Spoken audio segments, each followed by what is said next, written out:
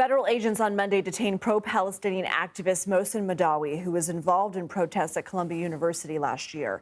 His lawyers say he was taken into custody as he arrived for a citizenship interview in Vermont. One day before his arrest, he spoke with CBS News correspondent Lilia Luciano.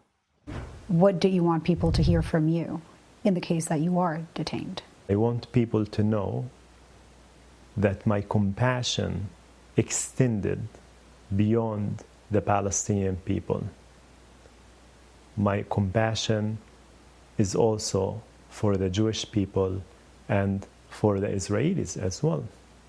The accusation that the pro-Palestine movement at Columbia was anti-Semitic is a false accusation. And Lilia Luciano joins us now. Lilia, who is Madawi and what stood out when you spoke to him? Well, Mohsen Mahdawi is a Palestinian-born U.S. permanent legal resident. He's a green card holder. He's been in the U.S. for at least 10 years, and he's had a green card for 5 of them. He is a Columbia University student who's supposed to graduate in May, and actually he told me he was admitted for next year for a master's. Because he was a prominent voice in the pro-Palestinian protests and because he gave an interview to 60 Minutes, he became the target of online attacks. He says people manipulated and changed stories around him to accuse him of anti-Semitism and of embracing Hamas, which he says he never justified. And for him, it was, he says, very important to stress that the pro-Palestinian protests at Columbia University did not mean that. He was on his way to have an appointment for his citizenship.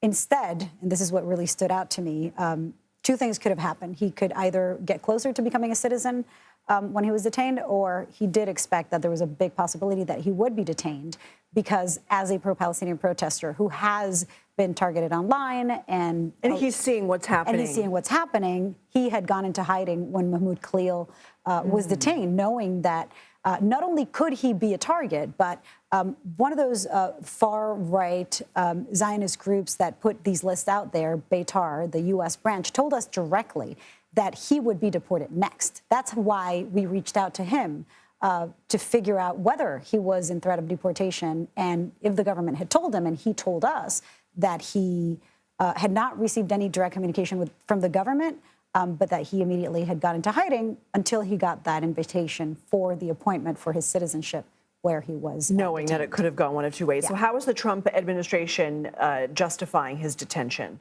Well, the provision that's being used for his detention is the same one that is used in the Mahmoud Khalil case. What that means is they don't need to provide any evidence of committing a crime or anything like that. It is up to the Secretary of State, Marco Rubio, to determine if that person's presence in the country goes against the U.S. foreign interests.